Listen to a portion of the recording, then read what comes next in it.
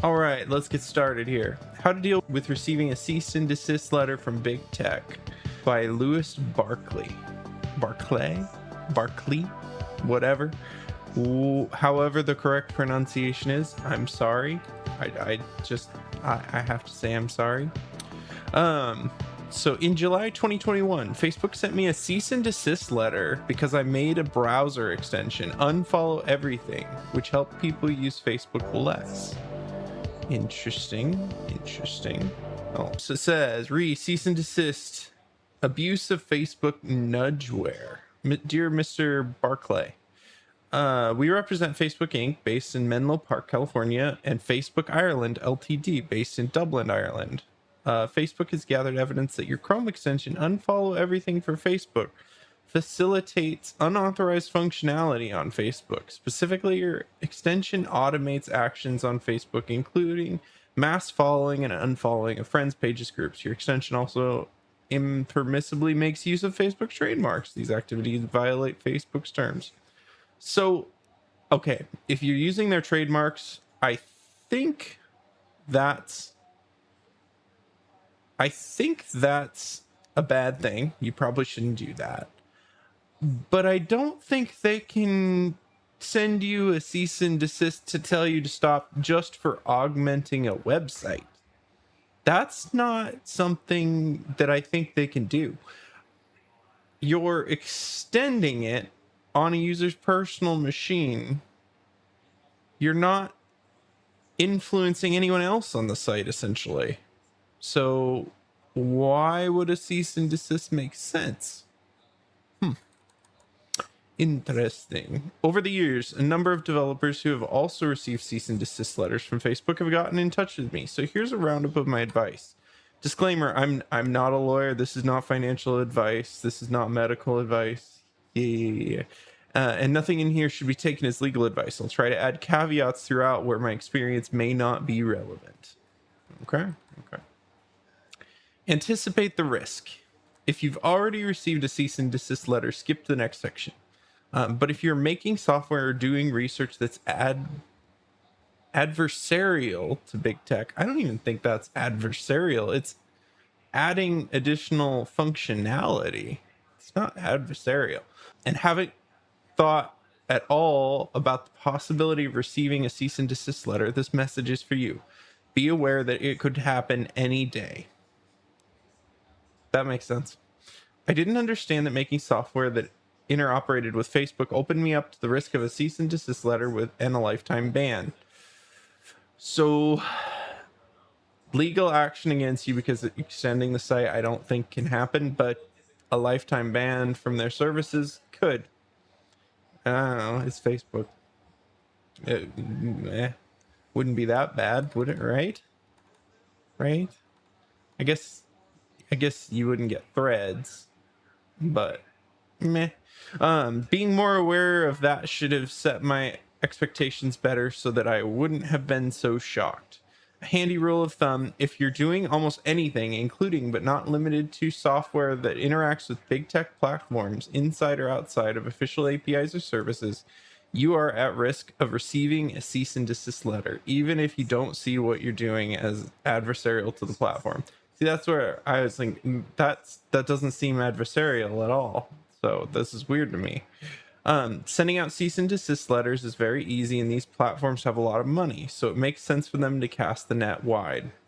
Things you can lower your risk are working within a large organization to deal with a legal and PR team ready to defend you, which will make big tech platforms think twice before hitting send. See, but that's expensive, and I don't think most indie developers are gonna be able to do this. Working on something that is clearly in public interest that will blow up in big tech's face if they try to ban it, e.g. research. Interesting. Note that neither of these stopped Facebook from sending NYU researchers a cease and desist in 2021, so there are no guarantees. Really?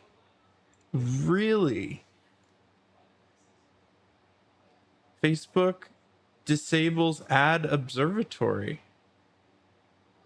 Make an effective resource for journalists and academia. Placement and targeting of ads on social media. Interesting. I would think they would be interested in such information, not want to squash it. Like I could see them like acquire this somehow, either through legitimate or illegitimate means, but like just trying to squash a NYU project seems kind of weird to me. Now that you're anticipating the risk of cease and desist, here are a few preparatory steps. Download all a copy of the data from your platform. Okay. Okay. And do this regularly. Yeah. Probably on like a weekly basis, essentially. Make sure there's nothing critical in your life relies on using the platform. It shouldn't be your primary means of contacting any important people. See, this is hard because if you feel passionately enough to make an extension that makes your work better, like it really does seem like it would be like you're putting yourself at risk of losing access to the platform permanently just to extend it, which is just that's just terrible. That's alienating your power users on your platform and alienating the people who are adding features that people might actually want in the future. Like you might like this happened a lot with like Android ecosystem early on. Like there were tons and tons of phones that had different softwares, and they were all innovating, but at the same time there were things that people wanted that none of those manufacturers gave them. So in came custom ROMs and people rooting their phones to get that functionality. Well, it turns out a bunch of those features ended up in the OS anyway. So, and where do you think Google got them? They went, hey, these people felt passionate enough about this to add it to their device. Like these are probably important features that we're missing. So I think squashing these things, like there's a different way to go about this. If you want to like outmode the extension by making the feature yourself, that's one thing, but like just saying no and like putting out a cease and desist is kind of scummy, I think. But read the platform's terms of service to understand which things they might accuse you of doing that breach the agreement. Yeah, I know you'll have to be one of the approximately 3 people in the world who ever actually read this document. More than 3 people should read this document, and I say this as someone who doesn't read those documents. We all should. Like we all really should read those. So consult a lawyer in your jurisdiction to get the opinion on what you are doing versus the terms of service so that you aren't blindsided. Make sure you have a lawyer a phone call away for when you need them. Great. Let's move on to when you receive the letter. Know that you're probably going to be okay. On the actual, this is good. On the actual day that things went down, the first thing I noticed was that I couldn't log onto my Facebook or Instagram accounts. Then 5 hours later, Thursday evening at midnight, I received a cease and desist letter. I didn't really understand what it was. I would have wanted to know that. There was virtually zero chance of going to jail or indeed court. In retrospect, it seemed crazy that I was worried about this, but it just shows how scary the experience was. See, I didn't think they could take you to court over it. They could close your account, sure, but I didn't think they could take you to court. A cease and desist letter doesn't mean any kind of formal legal action has started against you. It's notionally a first step towards that kind of thing, but in practice, it's used to scare you into doing what the company wants. And if you do it, they're unlikely to go further. So if you don't want any trouble, you can just stop. So it's like a warning shot, essentially. Companies can pull all sorts of outrageous claims and demand in a cease and desist letter, even if they aren't true or legally enforceable.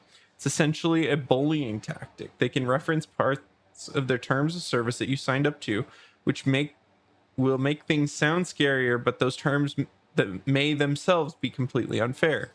Companies have unfair terms of service because they are a wish list of how they like the world to work, which will stand until it gets challenged in court or chastised by a regular, and that will take years. So even if a company is quoting their terms of service at you, bear in mind that some of these may be completely unenforceable, or if the matter were to reach court. I suspect that like There's a bunch of this in those terms, TOS. I really bet that like a good percentage of them are unenforceable, essentially. Which makes me wonder, like, why do they even try? Um, why don't they put out reasonable terms of service that people can read? And I guess it's just probably to like, it's for that chance, I guess, maybe, that like when they go to court that they could win and enforce that terms of service, and then from then on out it is legally binding, maybe. So yeah, maybe that's why. The point of cease and desist letters is to get you to stop. If you stop, and if you didn't do anything very bad at all, likely that'll be the end of the matter. I get the sense the key metrics the law firm representing the big tech company is trying to hit is quite simply, did they stop? Although the company may still keep following up with other demands, as we'll see later. The letter may try to gaslight you.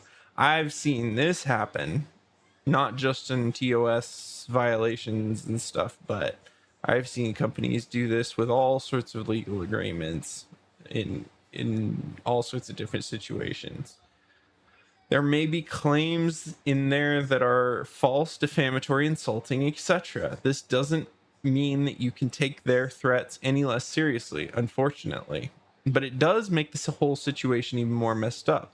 Do not rush to react to these false claims. Go to the next section first. Figure out your first actions. So you're starting at your cease and desist letter. What should you do next? I'm depressed to be writing this, but if it's relatively costless to you to pause providing the software service that they're targeting. Yeah, this is what I was saying. This is the easy way out. Like this, they've given you a warning shot, and this is just the easy way to do this. And if you don't have access to money to lots of legal funds, I would go ahead and pause immediately. The reality is you're being bullied by a firm with virtually infinite resources at this point while you're still stuck in shock and scared. It's probably best to simply take a pause. You can always change your mind later once you've had a chance to get more comfortable with the situation. Yeah, this is I wonder if pausing though can be used in court. I'm not a lawyer either, so don't take my word for anything. But I wonder if pausing though can be used against you in court, because you can see they can say like, "Look, you stopped. You knew you were doing something wrong." I wonder if this may come back to bite you. But I would check with a lawyer, I guess, before doing anything. There may be an aggressive deadline to respond on a cease and desist letter. For me, it was 48 hours, but I received it on a Thursday night at midnight. I would strongly advise that you don't rush to respond to the letter and find a lawyer to advise you first. The last thing you want to do is reply with an email where you make a bunch of statements that the company can use against you. Yeah, exactly. Because you don't understand the law. A 48-hour deadline is plainly ridiculous. That's not enough time to get legal advice and decide how to respond. It's all part of the bullying tactics, but you should still respond within a week or so. Yeah, that makes sense. There also may be a laundry list of demands in the letter. Explain how your software works, give a list of the domains you own, apps you operate, tell us the revenue, agree to never do it again, XYZ. I would roundly ignore all of these demands for now. Yes, if you have things in your application or your extension that are proprietary, or things that could help them block you, you have no obligation to give any of that to them. Like, they are asking. If you hand it over to them, you can't take it back. But legally, you are not required to give them any of your intellectual property. So don't do it. Don't give them source code. Don't give them links. Don't give them domain names. I would just don't do it, because they may take it and use it. It wouldn't be the first time that's been done. So do not let them bully you into taking your stuff. And simply stick to pausing the software service and not responding yet to their letter. Bringing those points together. Find lawyer, pause software service, Maybe. Um, I do this before I do that personally. But don't reply until you find a lawyer. I would don't do anything until you find a lawyer, honestly. Another thing to note at this point, you'll likely have been banned from the platform, but you haven't been yet. If you haven't been yet, immediately download all your data from all your accounts. They might not yet have spotted an account or two. Yeah. Realize that your options are limited. Let me back up. This is something we all should be doing all the time. These companies store our data for free, or even for paid sometimes. And they have essentially all the data. If they decide on a whim that they don't like you, they can refuse service at any time. And that's within their rights. That's supposed to be that way. You don't want it to not be that way. What you need to do as a consumer is be smart and download your data regularly. Always back it up. GitHub, anything. GitHub, your social media accounts, your email accounts, back it all up and put it on a hard drive somewhere and make copies of that, put it somewhere else. Do the 3-2-1 backup strategy. Do it even with all your online data, because they can take it from you at any time, and they would be within their rights to do so. They have the right to refuse you service. Any cloud provider, back all your VMs up on cloud providers, like all of that. Do it. Yes, you could take legal action in some of those scenarios, but you don't want to be in the situation where you have to wait months for your lawyers to get through, only to find out that they deleted your data a long time ago and can't get it back to you. Always back up your stuff. Always. But anyway, I digress. Realize that your options are limited. Receiving a cease and desist letter is a great life hack to realizing this fundamentally depressing fact about most legal systems. Imagine there's a law where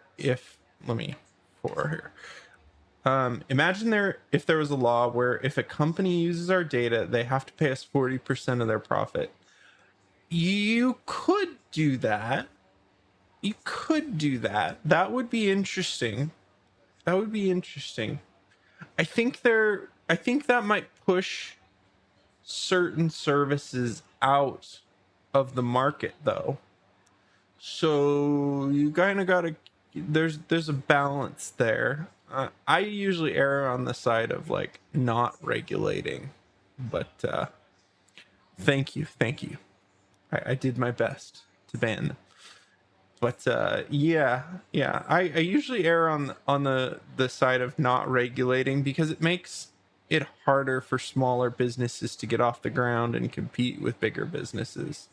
And I think that's really where innovation happens, is in competition. So, but I do like the idea though, honestly. Just I'm not sure I agree with it in principle. But anyway, it doesn't matter if you're right. It matters if you have money, time, and willpower to go to court. Let's say you find a lawyer, and as advised in the previous section, you consult them about cease and desist letter, and they are bowled over by how to weak. Okay, this sentence is weird. How to weak the legal argument over by how weak the legal arguments are. They say there's no way to judge, or a judge or jury would allow their demands and their ban to stand. Great. Nope, because now you need to risk your finances, mental health, and years of your life to litigate against big tech company. In other words, it's completely irrelevant that you're right and they're wrong. Yeah, there's a lot of things like this, and it sucks. So even if you're sure that you're right and that you would almost certainly win in court, you can't realistically do anything about it. The sooner you accept that, the better. The exception, if you're working at a university or some other big organization, or you're extremely rich, wouldn't that be a nice problem to have? in that case, you'll have lawyers aplenty, although the mental toll and the time you'll have to spend may not be worth it. And you're still unlikely to get your accounts back, since the platforms are at liberty to deny you access to them for a whole variety of reasons. They can do it at will.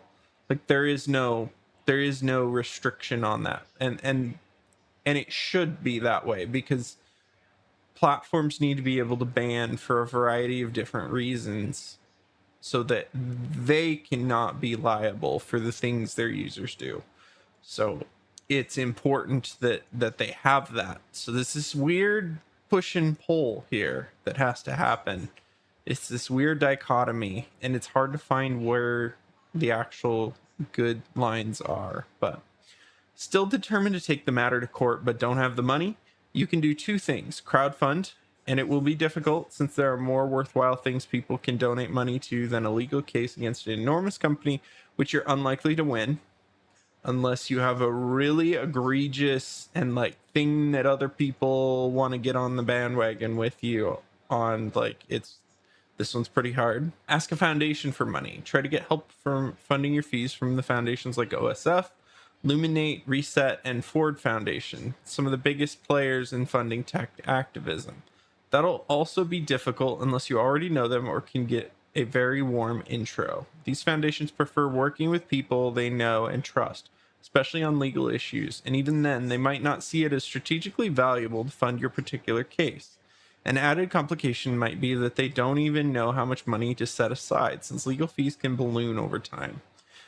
Yeah, this would be neat, and it might happen, but it seems highly unlikely that it would work. Legal systems where costs of taking big tech to court are lower. You'd have to ask your lawyer about that. Yeah. This differs from jurisdiction to jurisdiction. But in the US, a lot of times these lawsuits are expensive. Decide how to respond. With that in mind, how to respond. You have three options as laid out by this handy article: ignore, comply, defend. Ignoring completely and choosing to keep offering your software or service is incredibly risky. The big tech company will be very likely to take you to court, and that would really suck. So it's hard to recommend this approach. But it sometimes is an approach. So, I don't know. Complying is the best way to make sure this whole issue disappears and get your life back to normal, but you can always do so selectively. Stop doing what you're doing, take down the app, stop the service, but then ignore other demands that you see as unfair or onerous. Based on your experience, it's likely the big tech company will not pursue you any further, although they may follow up for a while. There's an important exception. If you desperately need your accounts back, for instance, your entire livelihood depends on it. If that's the case, you probably want to comply with every single thing they ask. Be a complete open book. Be careful with that. Don't give away your IP. Like I said above, don't give away your IP. Don't be remotely adversarial in any of your dealings. There will still be no guarantee of getting your account back, but it's your only chance. Finally, you can defend yourself if you have the time, money, and willpower, but as dealt with previous section, that could end up being seriously, seriously painful, even if you're completely in the right. There is, however, a way for you to fight back through non-legal means. Go to the court of public opinion.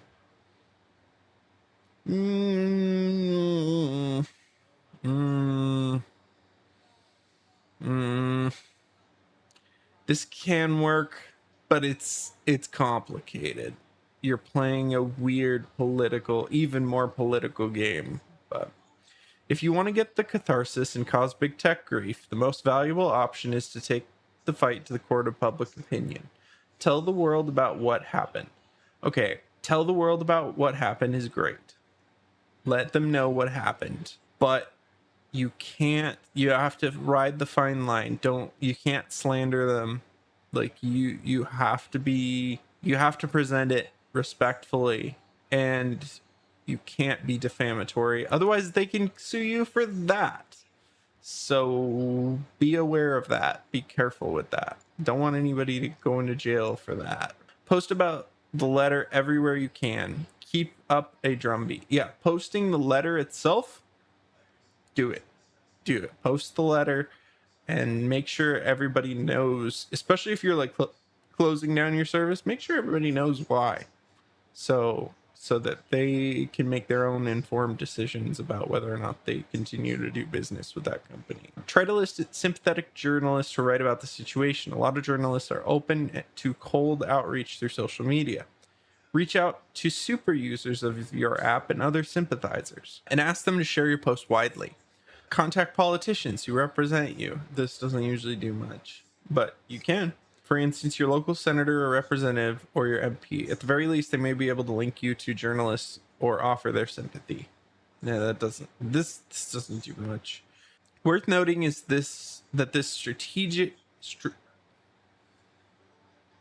worth noting that this strategy is most likely to go well if your software research was in the public interest.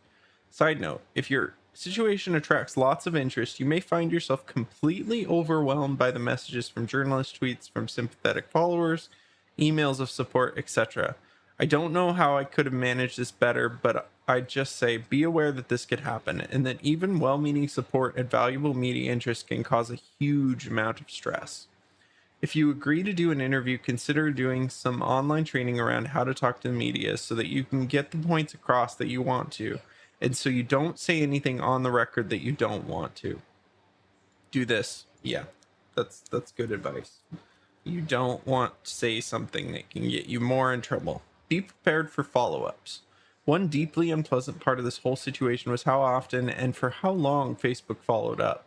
For an entire year, from July 2021 to June 2022, they kept sending me emails.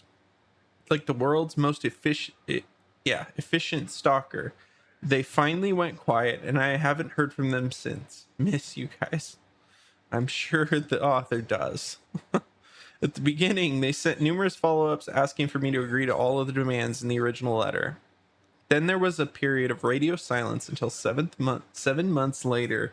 They sent through a new document, which they called a proposed agreement. And I'm publishing this document here for the first time, in case it's useful to anyone. The document dangled the possibility of my Facebook and Instagram accounts being reinstated if I agree to similar demands of those in the initial cease and desist letter, like agreeing to never make any software again that interacts with Facebook, but with a fun twist.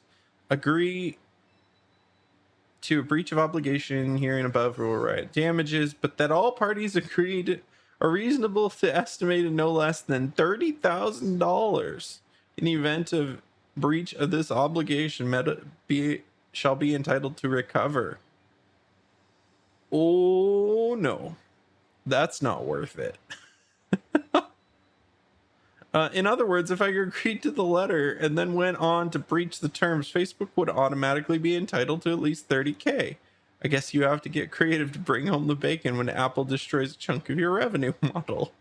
I would have been a terrible idea to sign this letter to get my accounts back, given that Facebook made it clear that they would have no actual obligation whatsoever to do this. You may request that Meta reinstate your license to access Facebook and Instagram immediately upon receipt of your signature of this license agreement, provided that the terms herein have been satisfied and no future further violations of Facebook or Instagram terms are found. Meta reserves the right in its sole discretion to determine if your license will be reinstated and to terminate your license at any time. So in other words, it is entirely up to us whether or not your accounts stick around and whether or not we fine you $30,000. Don't sign this. If you get this letter, don't sign it. It's not worth it. It's insane. So a couple things to bear in mind. You will receive follow-ups. That much is basically certain. And based on my experience with Facebook, it could be for a while. You might have given some ray of hope about how being able to get your account back, but you'll be sensible to ignore this if the language is anything like what I received. If you really, really need your account back, you might want to get a lawyer to draft a response saying you'll consider signing if the wording is tweaked to guarantee that your accounts will be restored, or in the case where it's critical to get your accounts back, you may simply want to do whatever they say to keep seeming as cooperative with them as possible. I don't think I would ever sign that, because that means there's a fine of $30,000 looming over your head, like at their discretion. So that's not good. Moving on. The final stage of grief is acceptance. From what I can tell, most of the in most cease and desist cases, you're not going to get your accounts back. You're not going to be able to keep making the software, doing the research that led to the cease and desist. You're not going to have money, time, or willpower to take it to court. So you should really, make as much of a stink in the court of public opinion as you can, which really can have an impact because it will add to the nice long list of big tech legal horror stories which politicians read and eventually create regulation in response to in the EU, for instance. And then you should probably just accept the situation and move on working on something else. Or don't. If you're stubborn and, like me, don't want to ever accept the situation, then keep writing about it. Keep the pressure up on politicians. Send to your senator, representative, or MP, regardless, or regular updates on what's happening since you first reached out. Stories of big tech bullying can eventually add up to regulation. Build bridges with other organizations in tech community, like the Knights First Amendment Institute, who can do and take legal action to defend developers and researchers. Band together with others who've been unfairly targeted so you can advocate for change together. And whatever you decide to do, remember that you'll get through this, even though it's quite frankly a horrible, horrible experience. Good luck. This is a great article. I really, really like it. Luis Barclay. I really like this. So yeah. Follow, subscribe to his Substack here if you want more articles from him and to hear updates on this. There's some things like I really wouldn't do. Like I would never sign that piece of paper that says that you have to pay 30 grand. That's insane. It's like you're in a negotiation and someone says, I'll pay you $100 for this thing, and you say, oh no, 110, and then they come back and say, I'll pay you 90. That's essentially what's happened there. Like, well, and it's less than that. It's like negative numbers because it's like, yeah, we can extract $30,000 from you anytime we want. That's insane. So don't ever get bullied into doing something like that. You might want to stop if you're in this situation. If I was ever in that situation, stopping would probably be, unfortunately, what most people would have to do, what I would have to do. But yeah, if you can fight it, if you have the means to fight it, then why not? I do think it probably is important to inform the community as much as you can about your situation, but make sure that you're respectful about it and you don't get any slander or libel lawsuits in your mailbox. So if you like this article, if you want to hear more like it, like and subscribe. If you want to see and be a part of the recording of these, we do them at around 8 p.m. Pacific time over on Twitch. Have a good one.